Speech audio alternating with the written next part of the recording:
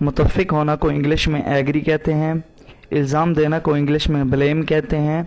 حاضر کو انگلش میں پریزنٹ کہتے ہیں، مردہ کو انگلش میں ڈیڈ کہتے ہیں،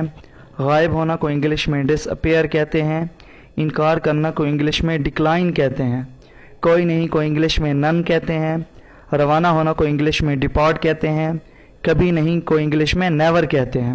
سونا کو انگلش میں اسلیپ کہتے ہیں، سوال کو انگلش میں کوشچن کہتے ہیں، متفق نہ ہونا کو انگلش میں ڈس ایگری کہتے ہیں، تعریف کرنا کو انگلش میں پریز کہتے ہیں، جی ہاں کو انگلش میں یس کہتے ہیں، شاید کو انگلش میں پرہیپس کہتے ہیں، پاس کو انگلش میں اکراس کہتے ہیں، کے دوران کو انگلش میں ڈیورنگ کہتے ہیں، وہاں کو انگلش میں دیر کہتے ہیں، قریب کو انگلش میں نیئر کہتے ہیں، عزت کو انگلش میں ریسپیکٹ کہتے ہیں، بڑا کو انگلش میں ایلڈر کہتے ہیں، محسوس کو انگلش میں فیل کہتے ہیں، ایک جیسا کو انگلش میں سیم کہتے ہیں، دکھ کو انگلش میں گریف کہتے ہیں، تبدیل کرنا کو انگلش میں ایکسچینج کہتے ہیں، والدین کو انگلش میں پیرنٹس کہتے ہیں، چھوڑنا کو انگلش میں لیفٹ کہتے ہیں، کچھ نہیں کو انگلش میں نتھنگ کہتے ہیں، مذاق کرنا کو انگلش میں جیئر کہتے ہیں،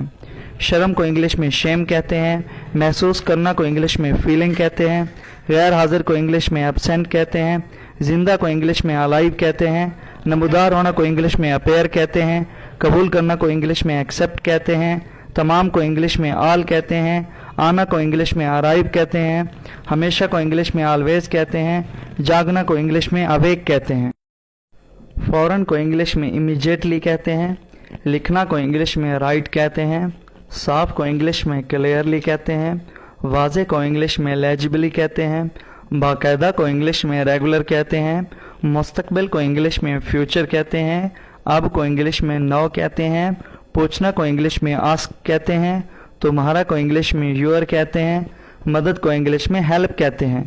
جانا کو انگلش میں گو کہتے ہیں، اور کو انگلش میں اینڈ کہتے ہیں، پڑھنا کو انگلش میں اسٹڈی کہتے ہیں، بولنا کو انگلش میں ٹاک کہتے ہیں، محبت کو انگلش میں لو کہتے ہیں، سننا کو انگلش میں لسن کہتے ہیں، بہانا کو انگلش میں شیڈ کہتے ہیں، آنسو کو انگلش میں ٹیئرز کہتے ہیں، گھبرانا کو انگلش میں پینک کہتے ہیں، اور آگے کو انگلش میں اہیڈ کہتے ہیں، سویا ہوا کو انگلش میں سلیپی کہتے ہیں،